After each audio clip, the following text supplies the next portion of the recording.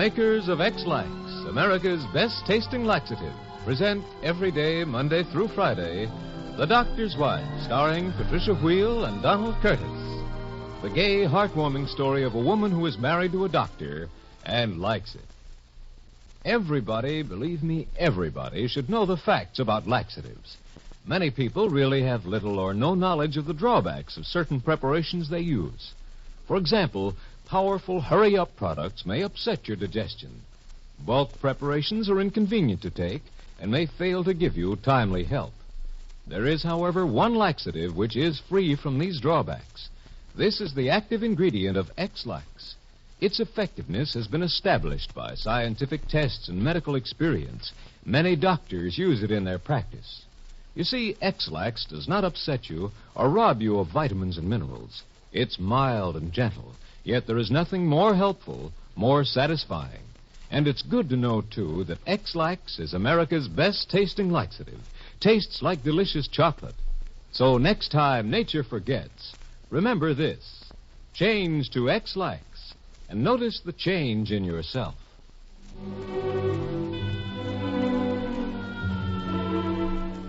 Impatient and fretful from waiting for Dan to return home from his interview with Mrs. Irwin, Julie Palmer throws aside the magazine she's been reading, rises from the glider on the porch, and enters the living room through the French doors. The room is shadowy and cool, for the Venetian blinds are lowered against the late afternoon sun. And for the moment, Julie considers settling down at her desk to write her brother-in-law a letter. But she knows that her mind would be unable to concentrate. So instead, she picks up the letter she received from Ned that morning and goes into the kitchen in search of Betty. Betty! Just coming up from the cellar, Miss Palmer. What on earth are you doing down there on such a hot day? Oh, heck, it's cooler down there than up here. I went down with a bunch of old papers to save, and before I knew it, I was perusing them and sitting on the steps as cool as a cucumber.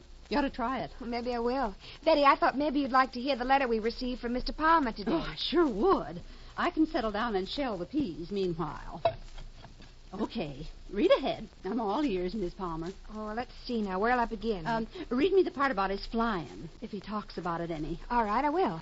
First time I ever knew a flyer, face to face, you know. Though to look at him, you'd never think the doctor's brother had it in him to be such a daredevil. Wait till you hear what he writes. So far, our flying schedule has been hot and heavy. Mm-hmm. We're going to be here at Willow Grove only 2 weeks, and then after a few days' delay, we'll proceed with orders to Cherry Point, North Carolina, where we'll be assigned to our future squadrons. They're trying to get us through here in 2 weeks. This means flying all the time. They decided that we only needed an hour or so dual instruction before we soloed again. That means going up all alone, don't it? That's right, Betty. In an airplane is the one time I should think a person wouldn't mind a backseat driver. Go on, Miss Palmer. So, on the second day, I was up by myself, nervously trying to remember what to do next. I took my little book along on how to fly this airplane and consulted it regularly. That wouldn't help me any. I never was one to be able to follow a recipe. Go on, Miss Palmer. Well, since I had never flown this type of aircraft before, I was thumbing through the pages quite often. But one afternoon, I finally decided to try a few acrobatics.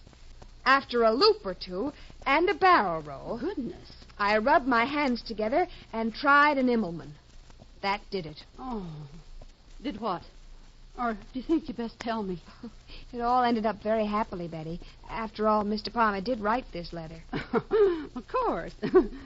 Go on, Miss Palmer. Well, I stalled out on top, fell into a back-wrenching spin, lost 4,000 feet of altitude, and came roaring out of it about 50 knots above the restricted speed of the plane and was scared purple. So after that, I stuck to flying up and down the Delaware River. Men sure are queer, ain't they? Well, what do you mean, Betty? Well, when they do something, they got to do it whole hog. Well, I guess it's the only way to do it right. Like the doctor. He's that way, too.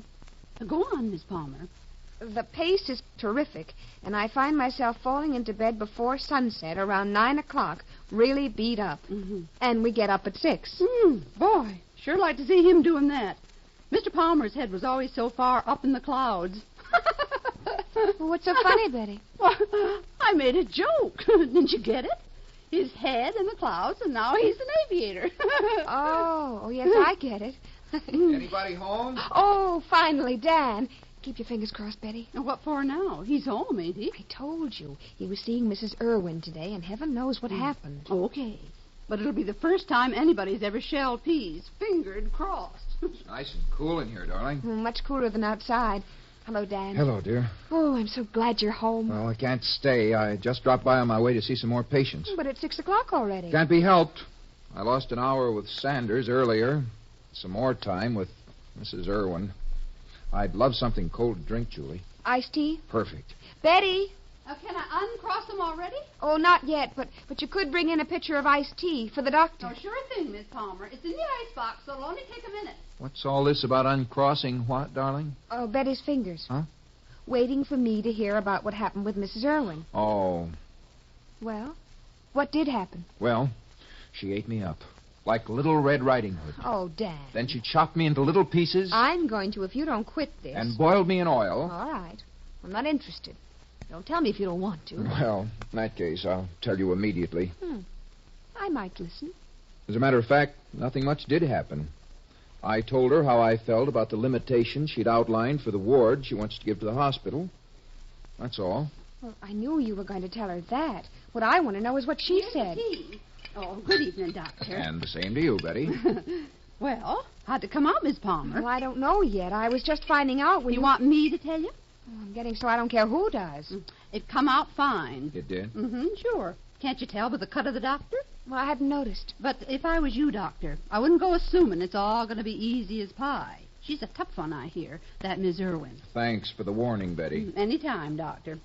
Suppose you'll tell me what time you want dinner. As soon as I know, Betty. Okay. No hurry tonight. Too hot to hurry. But come to think, I might take myself to a double feature in one of them air-conditioned houses, though I usually catch my death of cold. Is Betty right, Dan? Pretty near. This iced tea is certainly good. I'm not going to touch mine till I hear... All right, darling. Well, as I said, I told her what I thought. You didn't lose your temper, did you? Not quite. Mrs. Irwin was quite indignant that I might be suggesting that she was being a little intolerant. I expected that. And, of course, she denied it. She believes she's merely showing preference to some people, not prejudice against others. When I tried to show her that one thing leads to another in this sort of thing, she answered that isn't her problem. It's a dead end. There's no convincing her. Well, you did tell her, though, that you were not going to accept your appointment as head of the new ward under the circumstances, didn't you? Oh, yes, I managed to make that perfectly clear. And she finally accepted it as final. She waved before my face, though, the fact that Dr. Sanders had accepted her gift without qualification. Naturally, she didn't believe me when I told her that Dr. Sanders really would have preferred that she hadn't included her stipulation that the ward be limited to admitting the descendants of old families. I suppose I shouldn't have said it, but she didn't believe it anyway. Funny how people refuse to believe what they don't want to believe, isn't it? Well, at least you got it all off your chest, darling, and you're rid of the whole business. I hope I am. Well, I better get back to work, or I won't get finished at all today. Have another glass of iced tea first? No, thanks, dear. I'll have it when I get home. Oh, it'll be nice having you all to myself tonight. And your slippers and your pipe. And the devil take the rest of the world. I think he has a first mortgage on it already, darling. See you later.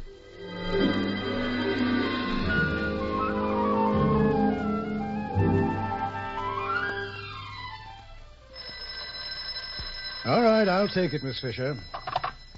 Hello, Dr. Sanders speaking. Oh, good afternoon, Doctor. Oh, Mrs. Irwin. Oh, you recognize my voice. How nice.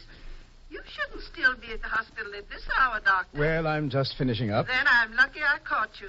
Oh? Dr. Sanders. Yes. I've just had the most extraordinary conversation with your Dr. Palmer. Oh, yes. I knew he was going to see you, and I'm sorry that Yes, indeed. Yes, it is too bad for him, isn't it? Oh, well, none of us are perfect, though it is disappointing to always find that out, especially in persons one has learned to respect. Yes. But aside from that, Dr. Palmer said many things that should interest you.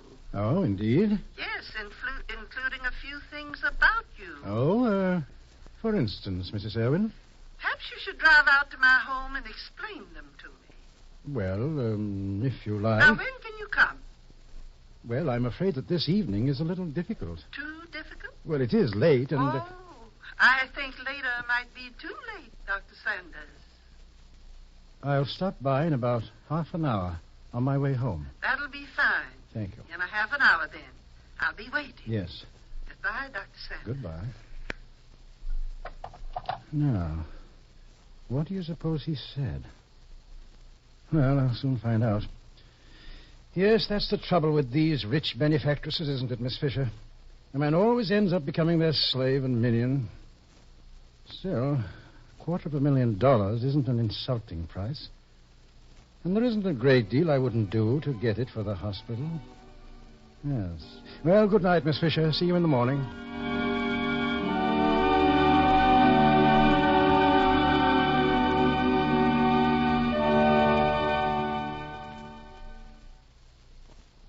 Have you noticed that nowadays you don't seem to hear much about certain laxatives that were popular a few years ago? At that time, they were described as sensational, amazing, and whatnot. And what happened was simply this. They failed to live up to their glowing promises. Users were disappointed. And in some cases, medical research revealed certain disadvantages. Now, there is one laxative that has stood the test of time. Over the years, chocolated X-Lax has been preferred by more millions of people, young and old, than any other laxative in modern medical history. Its active ingredient has a long and reassuring medical record and is backed by years of scientific research and clinical experience. Many doctors use it in their practice. X-Lax is so pleasant-tasting, so mild and gentle, that only the welcome help it brings makes you aware you've taken anything. So don't experiment with preparations of unproved merit. Change to time-tested X-Lax, America's best-tasting laxative, and notice the change in yourself.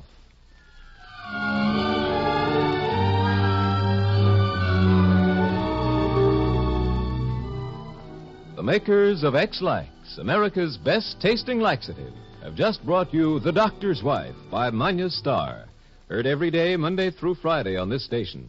So be sure to listen in again tomorrow at this same time to hear Mrs. Irwin say to Dr. Sanders. Dr. Sanders. Yes? Why didn't you tell me yourself that you disapproved of my stipulation for the pavilion? But, Mrs. Irwin... No. It's what Dr. Palmer said. And you take his word for it? I think it's fairly obvious to everyone that Dr. Palmer is a very honest man. Perhaps too honest for everyone's good, Dr. Sanders.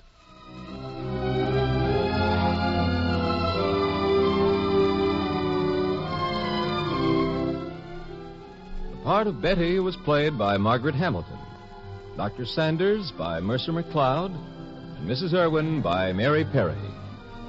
The Doctor's Wife is directed by John Dietz, and this is Bob Sherry speaking.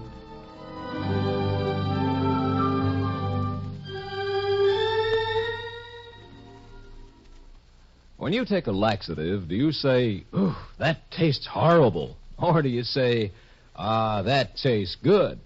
Well, that's what your will say when you take X-Lax, America's best-tasting laxative. It tastes like delicious chocolate.